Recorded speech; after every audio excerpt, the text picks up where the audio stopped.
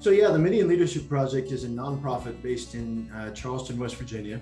And we had our start with a group of young people, all from this neighborhood. Many of us, not all of us, were brought together through sports. And so as these folks were teenagers and growing up together, their own experiences gave them a vision to kind of pour back into the community and help to transform it and move it forward from the inside out. I started hanging out with the guys. I met up with everyone around my freshman year.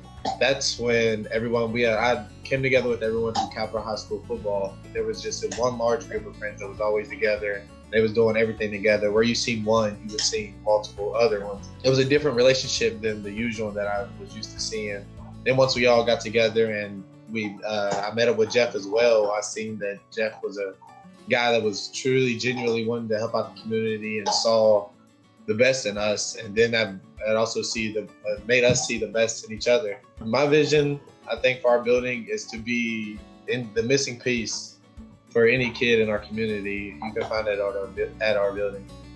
As you will find out, Midian Leadership Project, it's aimed at kids to come in around 6th grade, middle school, but we want to stick with people to a stable adulthood, which meaning we want to have people backs, help people create resources, have a way to meet new things, get help with schoolwork, work around athletes, sports, towns, everything that, can better the community. So now that we got our building, we just want to give kids and even adults more opportunities around the community, give them a safe place to come to, just give back to the community where we came from, and just giving people like a safe haven and where they feel where they're welcome at all times. I think that's really what we're planning to get to. We had a long list of names that we thought about using, and we eventually settled on Midian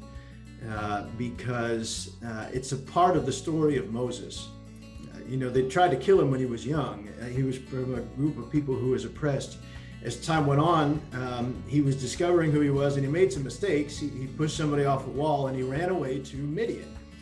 And when he got to Midian, what he found there was people who were hospitable, who gave him time to grow. He met his wife there in Midian. He established himself. And then he comes to the point in the story where he sees the burning bush, and God gives him this new spiritual mission to return back and help to liberate his people.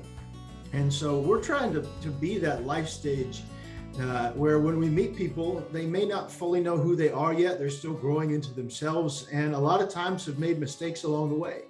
And we want to be that hospitable space where someone can have the safe haven to grow into who they are, to establish themselves, and then finally to realize whatever God's call is on their life to go back and transform their own community.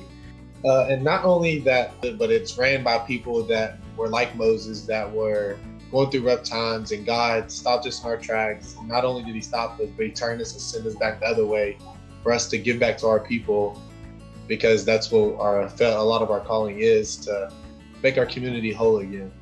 The Mosaic Mennonites are walking a lot of the same sort of spiritual journey that we want to walk. And one of those is restorative justice. It's very important to us to change some of the structures that have to do with criminal justice, to resist the school to prison pipeline, to create a more just way of dealing with when things go wrong. We need real transformation in our community to stop some of the damage that's being done. Another one is economic empowerment, helping people get on their feet in a way that brings the community together and does it from the inside out. And we've really felt that reaching out to Mosaic, it's not something we can do without journeying with other Christians beyond this valley that we live in. And so we're really excited to kind of explore those things together. There's so many unanswered questions, not just for us, but for people all over the country and the world, as to how we're going to address those things. And we're looking forward to addressing them together.